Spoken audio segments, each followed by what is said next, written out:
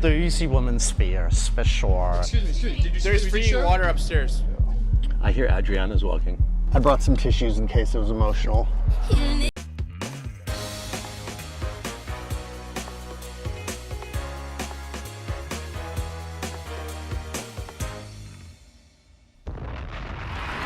Test one, two, test one, two, test one, two, test one, two. Good evening, good evening, good evening. There it is. There's my curtain. It's a work of art, but I said, let's be in the flesh tonight. Okay? There we go. I prefer this better. How's everybody doing? Happy Sunday. Beginning of the week. Hulk, producer Hulk, the Incredible Hulk. Please look in the family chat. Please let her know I'm live. Thank you. If you have gracefully stumbled upon my channel, I am Juanqui and welcome to my world. I am a cornucopia of stuff. I go live every single night and do something for you, okay?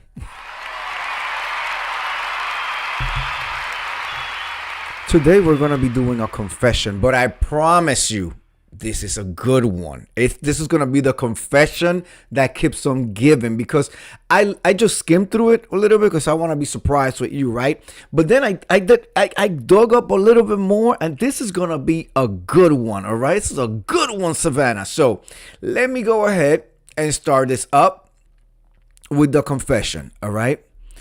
The confession goes like this.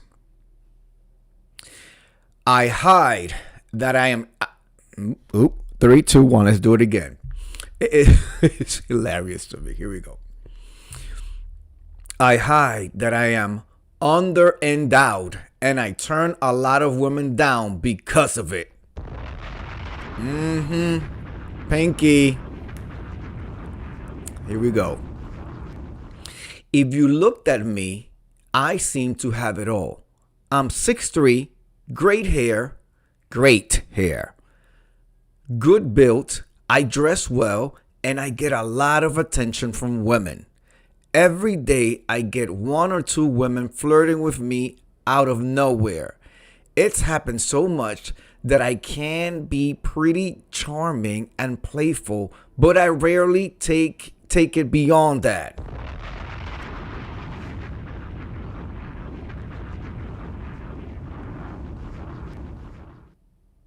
The problem is, when I am hard, I'm about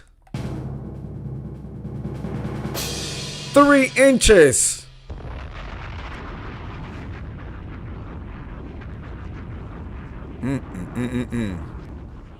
I've had girlfriends, but usually it's fairly platonic. I do other unusually non-sexual things for them and make them happy, but I hate seeing the look on a woman's face when she first sees me and her face drops, because it's 3 inches long. They call that a micro penis. I could have had a lot more sex if I were at least average size. I'd be doing a lot more, but I've ghosted or just never followed through on opportunities because I can't handle it. I know people will say, don't worry about it, or there are other ways to make a woman happy. And I know, it's just embarrassing being so small.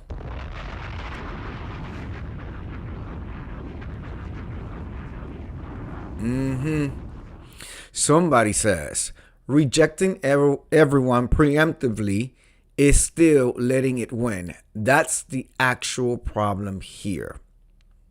Somebody says, everybody here knows how cruel women and peers can be.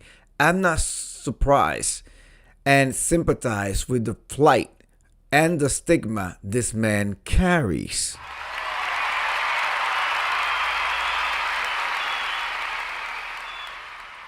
Okay. And then I wish there were more posts, right? But one of the folks decided to do a little investigative reporting. And he came back with his information. And he says, this post is bullshit, by the way.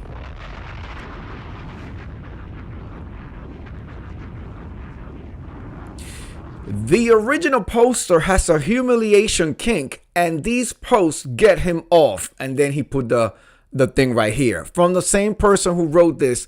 On another thread, he wrote, I'm not small, but I have a kink for having a small neck.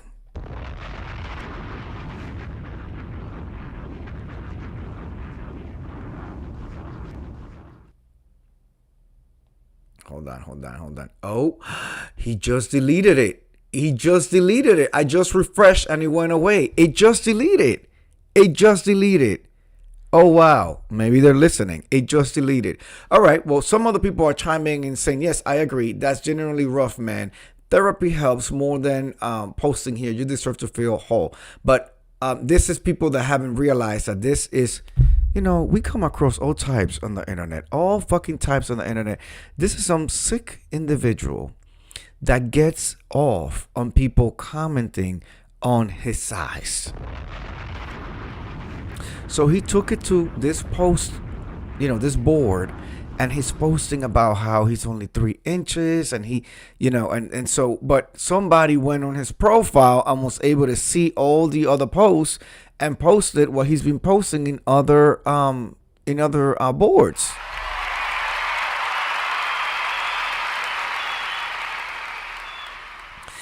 That speaks to him wanting to be degraded. It's some crazy shit out there, ladies and gentlemen. I get it. People want to be free. People want to do things. People want to try things. All of that. We are reading confessions. Yes, we are reading the confessions. Thank you, Incredible Hulk. We are reading some confessions. But it's crazy the level of, well, I don't want to say crazy because crazy may be a little bit too much, but some people are just into some weird, different shit.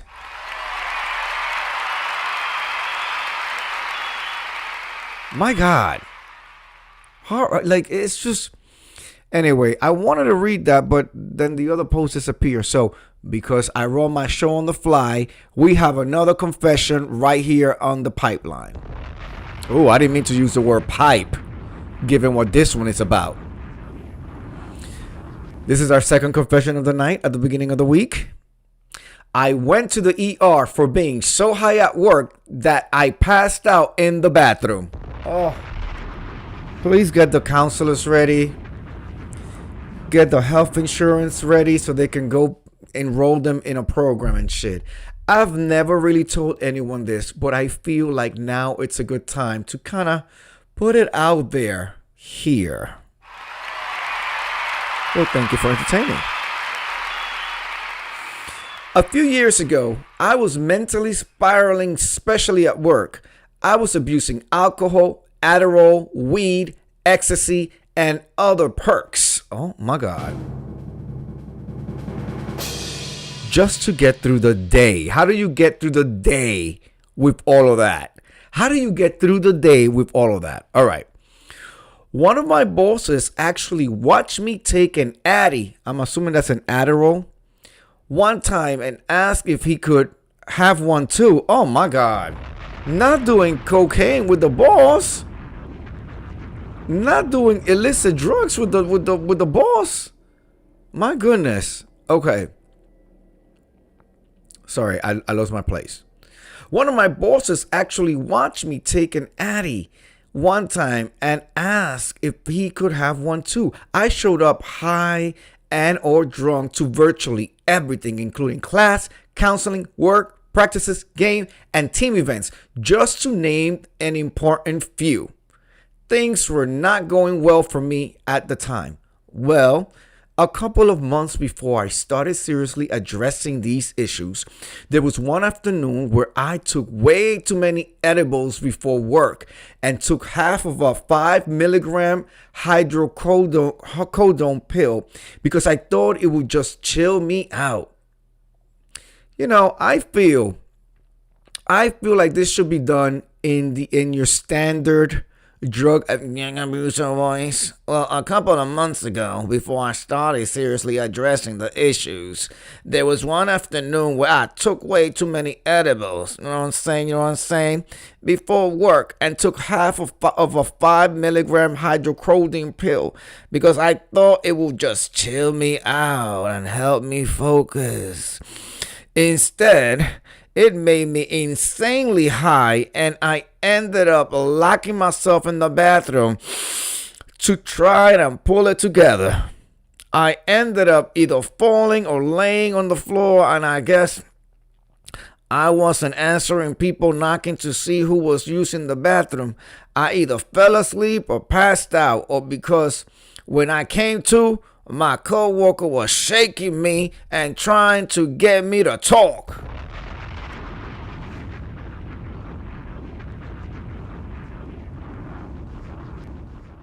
Apparently, I was told all of this afterwards. She had helped force the door open, and everyone I worked with students at this place as well. Interesting dynamic. Saw me laying there on the floor.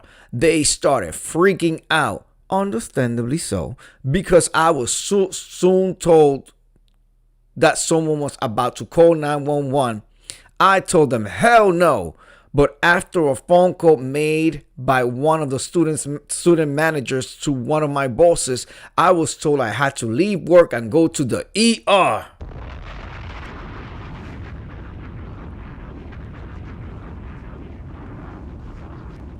As soon as I realized an ambulance was actually in play, I was internally freaking out. I was so high that it took that long for the gravity of what just happened to sink in. I thought admitting I was high would instantly get me fired, even though mostly everyone knew I was super chill and very recreational. If my main boss found out, he was definitely firing my ass. So I acted like it was some random medical issue instead. Told them that I could just drive myself to the ER, hoping for dear life that I could big brain this situation. I was hoping that by saying that, they let me just clock out, drive my ass to my home 3 minutes away, and just conk out in my room. Conk out in my room. Never heard that word before. They did not. In fact, let me drive myself home. They had my best friend coworker drive me to the ER. She made sure I was given a room right away, and she let everyone know what was wrong. There would be absolutely nothing wrong with the way she handled it if it were the truth. I was so embarrassed internally, but I had to play along since I was committed as fuck to this lie already. I was there for a while and it was agony, but it also somehow beat being at work at the time. A crackhead says as a crackhead do. After that, I had to call one of my friends to come pick me up and drive me back to work since I didn't have my car. And by then, I had sobered up significantly and was able to drive to my home and reflect on the events of the day. Then get high again. Jesus Christ. Nobody ever brought it up afterwards. My coworkers were actually super nice and really sympathetic about it, which somehow made me feel even worse. I kind of realized in that moment that I needed to change. I started going to my counseling sessions sober and putting in a lot of effort to try to change my life, which is a necessary step. And from there, it was a gradual progression upward. I am 2 years sober.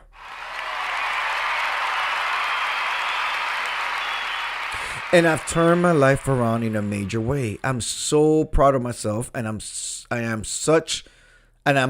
much happier now than I was when this happened. Just kind of wanted to get this off my chest. Okay. So this one has a happy ending. The one thing I do want to point out is, well, congratulations on your sobriety. Okay, 2 years. Let 2 years multiply and multiply and multiply. The one thing that always puzzled me is, when I've had friends that have been high and I've seen people at work, all of that. I've seen it. They think that people can't tell, and people can absolutely tell. Absolutely. They can absolutely tell. You're not acting yourself. And if it's not by your actions, or the way you sound, or the delay in your voice, and it could be the eyes that go like this, the color in your face, the flesh you may flush out. I mean, there's so many, especially when you're working with people 40 plus hours a week and they know you. They know you before you even walk into that room, and you walk in there high. Every motherfucking person knows. I don't know why. And I'm going to use the term drug users and not abusers, because abusers, they're somewhere else. They're completely somewhere else. I don't expect them to care whether anybody knows or not, because they're just at a whole other level. But when it comes down to just user, like you went to work high or drunk, randomly or whatever, everybody can tell. Everybody can tell. So the best thing is not to crap where you eat. Don't screw up the place that gives you your money. You know what I'm saying? If you're going to be doing recreational drugs, be smart about it, okay? Be safe. I always opt for don't do it, right? I rather you don't do it. But if you're going to do it, be smart about it, okay? Those are my 25 cents on that. And that's it. My husband, the Incredible Hulk, says you can smell it too. You can absolutely smell it too. And the thing is that they're so used to the smell that they cannot smell it. But you can smell it. I mean, I've gotten on trains with people who you can smell that they have been smoking, especially weed. Weed, oh my God. Like that, you can smell for days, and the clothes and the whole nine. So, but these people don't see it. These people are so clouded in their judgment. It's poor judgment. It's high behavior. It's absolutely high behavior. Anyway, I want to thank you for coming through. We do this every night. Every night we do this. Make sure you come through tomorrow. Please hit the like button if you enjoyed the confession. I will see you guys tomorrow. Have a blessed, productive week. Be safe. It's the first day of summer, allegedly, but it was fucking freezing over here, so I don't understand. Anyway, I will see you guys tomorrow. Have a good night. Peace.